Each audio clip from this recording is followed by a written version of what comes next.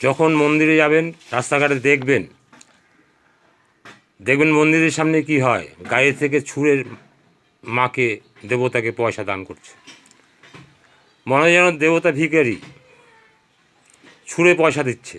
নেমে ভক্তিভরে যে পয়সাটা দান করতে হয় মাকে, ঈশ্বরকে, ভগবানকে, আল্লাহ রসুলকে, সেটা জানে না, ছুঁড়ে ওই দান তিনি গ্রহণ করেন?